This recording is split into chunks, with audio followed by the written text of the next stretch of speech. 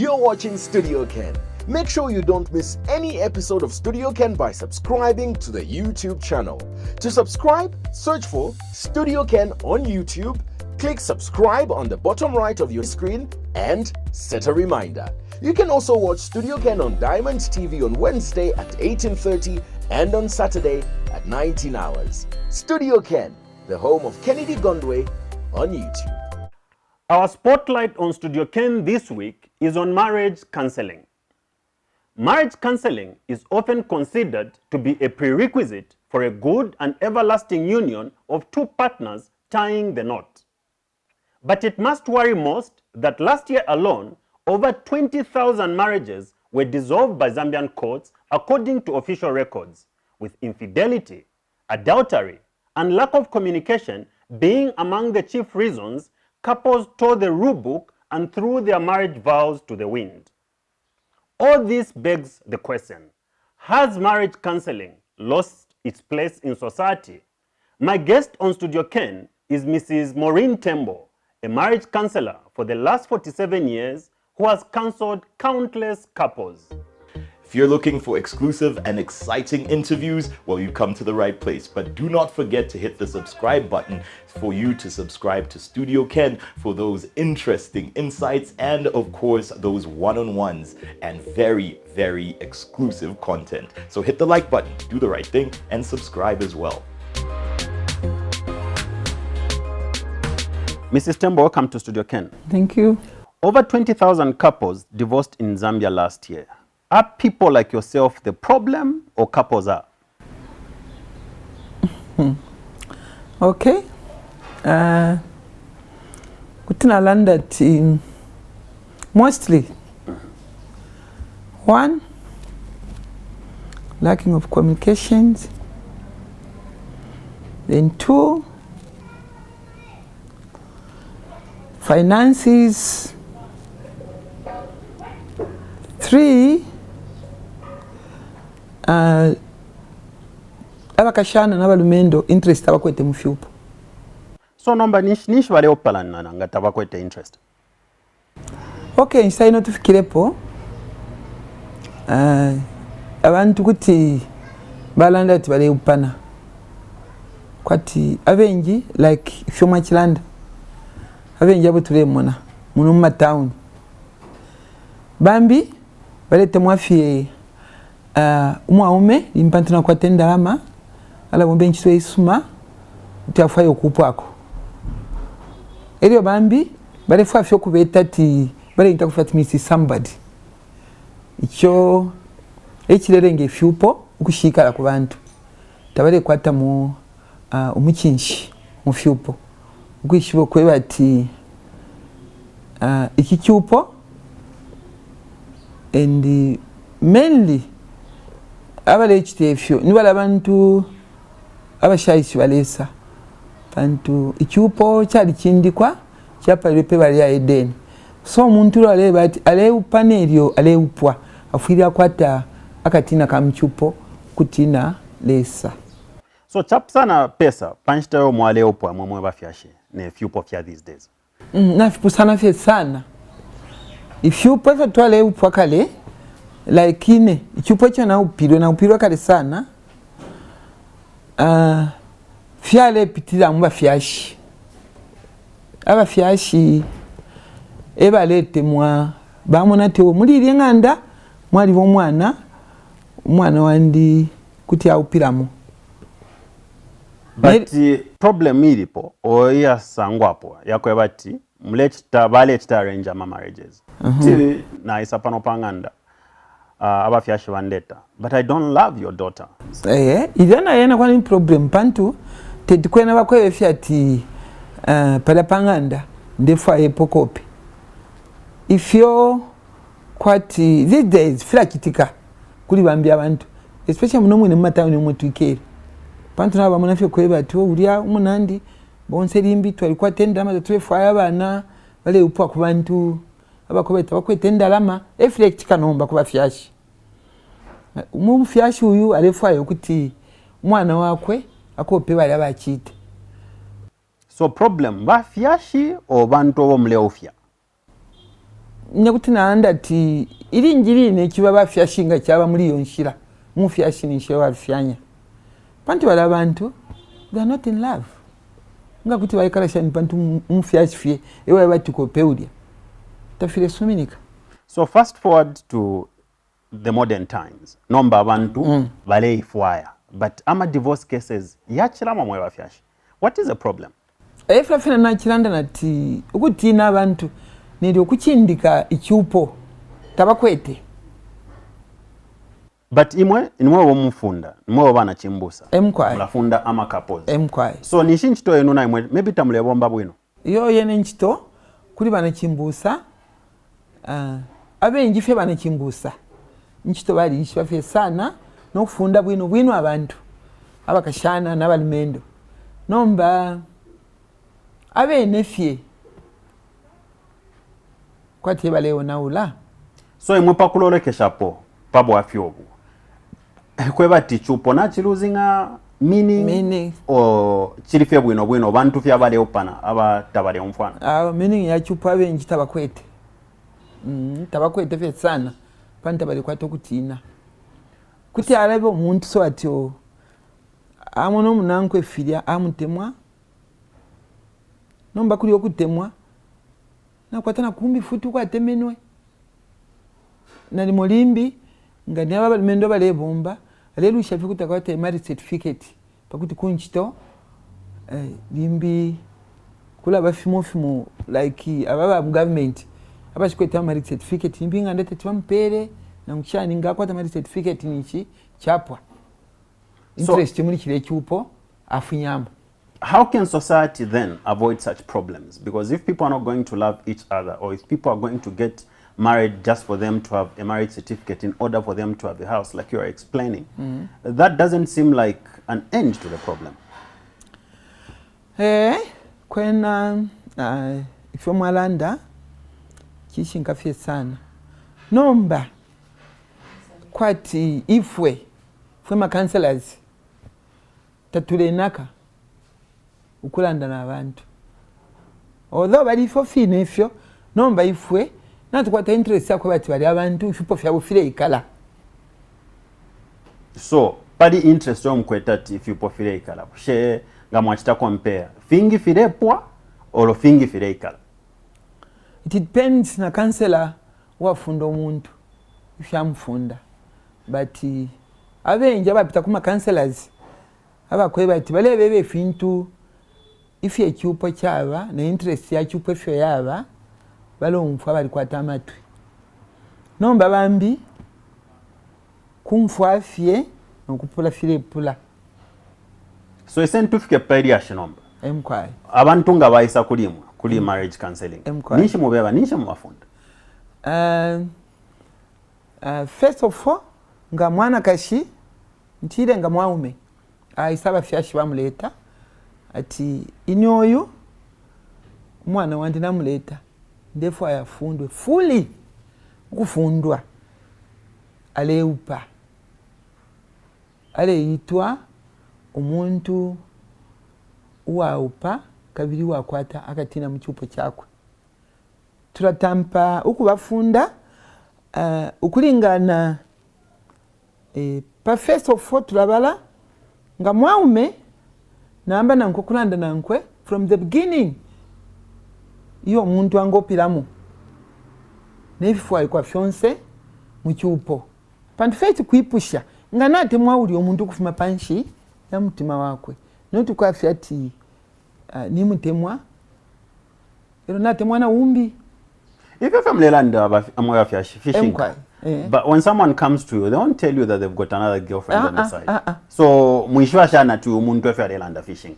ture shiba kai ture pusha bala bepa nokubepa kwana kutabepa but palast ubufikuti twabwikata ubale bepa pantu ichibemba tulanda tufi blano okubwera. So what then after that do you tell these couples? What are the do's and don'ts of marriage? If you are free bachita fa first ngole fundo mwa umefyeka ufire wa mwe kweba to ushe abafyashi balifika kuli uli omuntu mwaliranshanya n'abafyashi banenu pantolo muleta mpo kufya both sides mufire mule mfwana na bali abale ukole upira omwana mufire bonse mwabapamo atufire bali ababeka na bana bobeka awe nchifira cyakana mufire mwaba ama introduction asuma mwamfana bwino umwana we ababana bale upana nga babiri abantu nabayitemwa batama family yabo tababatemwa yo ifeni nchi problem iko bantu babiri emkwai bantu babiri ifo bafyashi twafya kubatungirira abana bantu balifo kupana abantu nga nabatemwana tatufuye fwe bafyashi kukwata ukuranda kwa chite nchi mutemeno awe umuntu watemene nchi namutemwa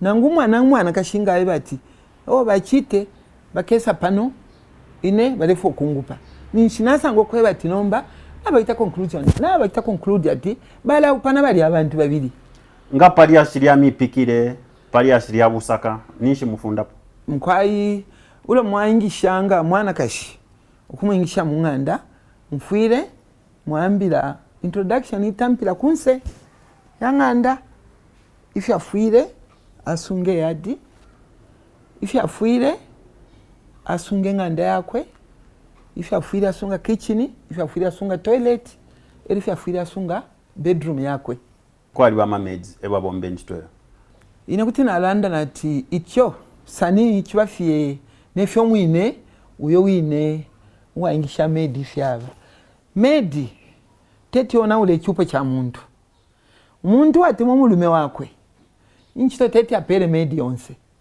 ba medi tulengisha abakupyangira munganda abakutukira ku FP dimona ngande yakunchito abakwe batale mwenako abantu panganda but mfire nayi chokwe bati naliupwa nga ula ndefu makunchito mfire nayi shiba sho mulume wandi ala alienshi ine mwine wanganda teti umuntu uwa upakabiri watemwe mulume ale pera made fyonso kubomba no kuipika ifya kule fya mulume wakwe teti fikiti kefi pami pikire sentulande pa iri asiri nkoko inkoko yali kwa tama parts traditionally yes abene banganda nishi ama parts ambiteti balire okwali bafya ama parts aya bene banganda yo tatulanda teti balire tatulanda teti balire kuti balia nomba kwali bama parts yamu aya mukinshi kwati yesa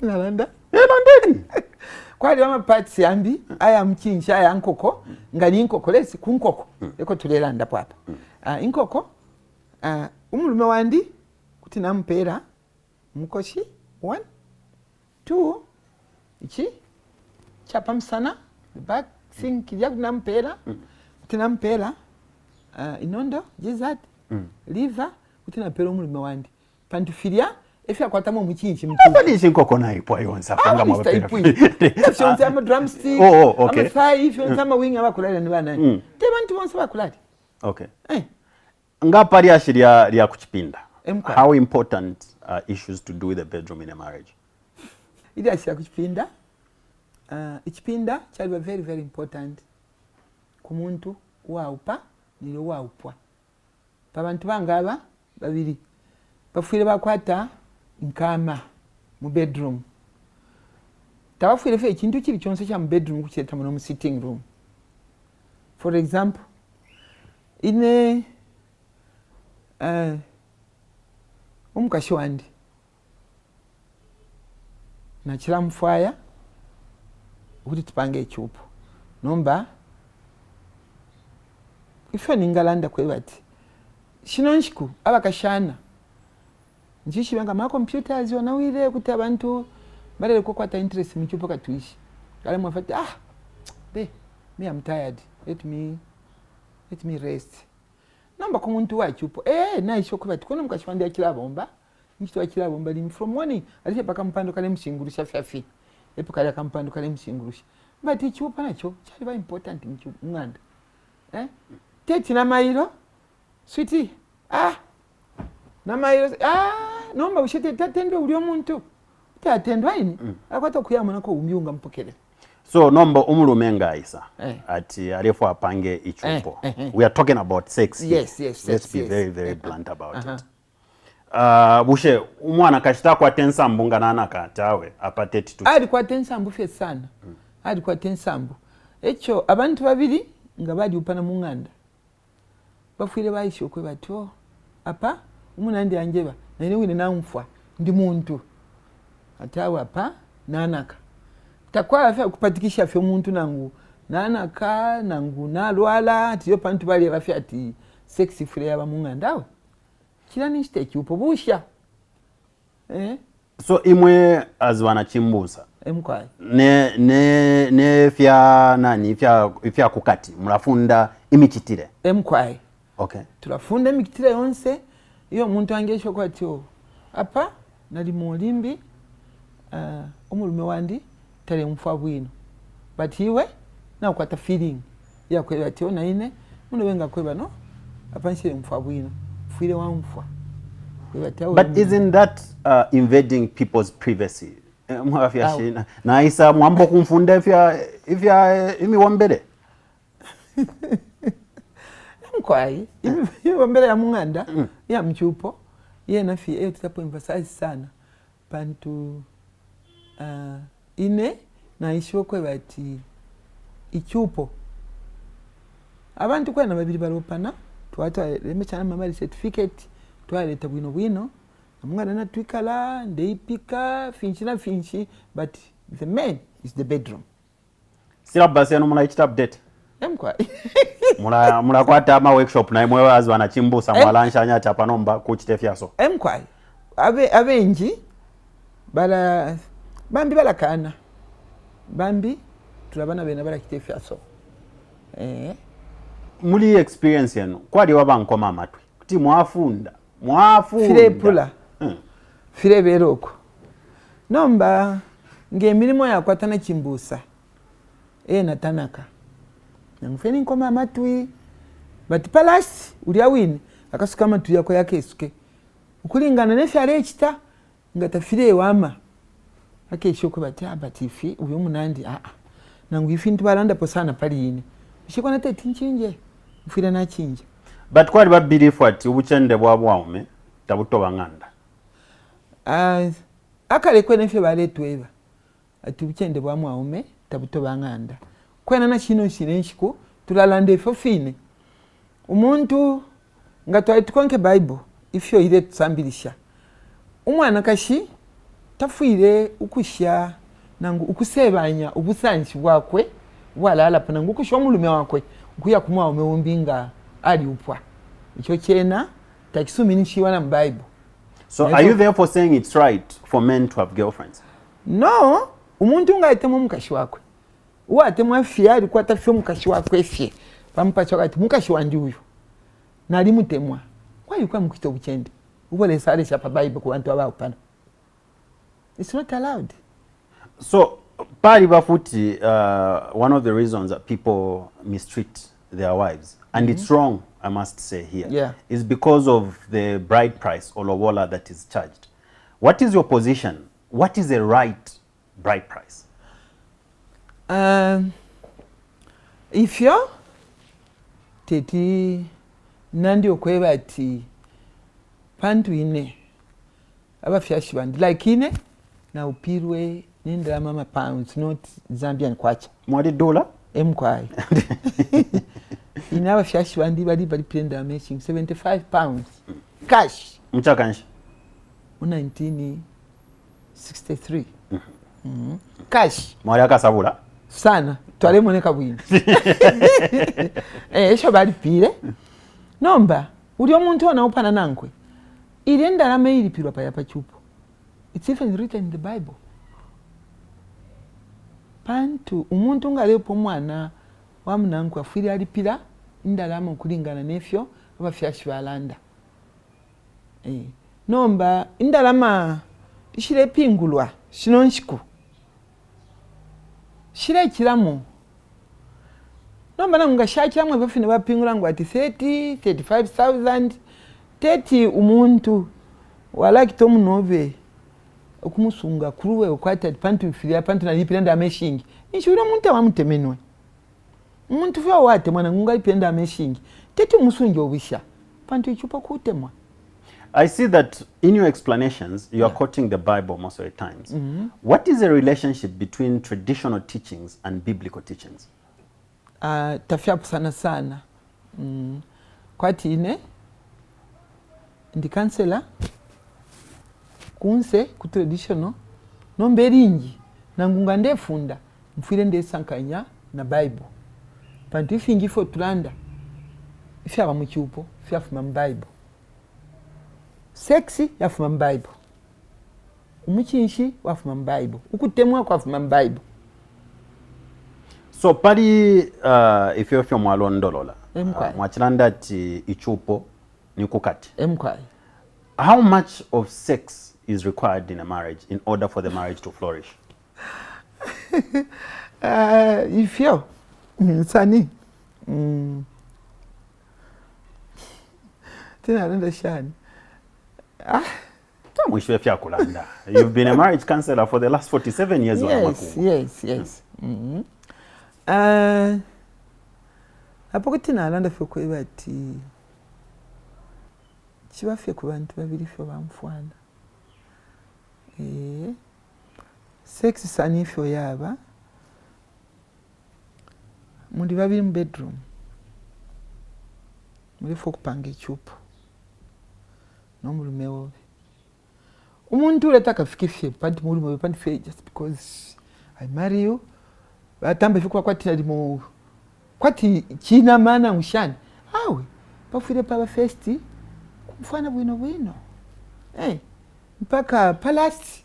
Wonse tell noma mwala isho kwe batyo apanumba kutitwa chitefi. Nishipala pali ukutemwa tefi. Apa shi ukutemwa bushi kutipaba sex. Tapaba. Umuntu ushate mu munanku tete pa. Wana Makungo. Mkwai. Ichalo cho tuleikalamo na kuisa ati feminism. What is your position on feminism? Ine kutina lengulula kupa nono. Nga ine kwati ne kansela. Kuti chabange ifofine but abantu abafuyile okulaba kuti we are Africans. Ero nechikoserefye sana. Paliyo mwalanda. Abantu barefu ayo kuichita kwati nalimo babe kwati wasungu nalimo limbi fino ine na aikalisha sana nangu ati ku UK eko na aikalisha. So fine fyo baba kulia ifo na inembe ifo ndeta na michupo. Nimwe na Africa. Shakana sana. But those that stand for feminism say women should not be treated any less as if they are inferior human beings. So there are good elements of feminism. I must defend them. Why are you totally against it? Ine kutina ba against. Ifa ninga vela pantu ine ngana lolesha ukufyalwa kwandi uko na afiro kuba fyashibandi nimukuti nalanda ati it depends noko wafuma we muntu ifyo abafyashi bamikushishe ninshira bamikushishe ifo ningalanda pali. And lastly, what's your advice to couples or those intending to marry? Bafwire bakwata umukinshi kucyupo icyo balengiramo ero kairi balelo lela ukweba ati inshita ikakwane yakupana bera butikira fye sex irintu ifintu tamulamana nefe ofiri mwala butikira sex wangu mkwate na mafumo mpera shanya amafumo irintu palasi wasamukula ite regret ta awinene uri anshamutemenwe thanks sana batwebefi but okay niko na nshamutemenwe uri sana nalamupa fye pantu nakwate fumo nombe fyo te chupo bara tomwe kutomana ati aba uli aba Okay. Wana Makungo mwe bafyasha na totera sana pancho kwa kwata pam. Thank you. Thank you very much. If you're looking for exclusive and exciting interviews, well, you've come to the right place. But do not forget to hit the subscribe button for you to subscribe to Studio Ken for those interesting insights and, of course, those one-on-ones and very, very exclusive content. So hit the like button, do the right thing, and subscribe as well.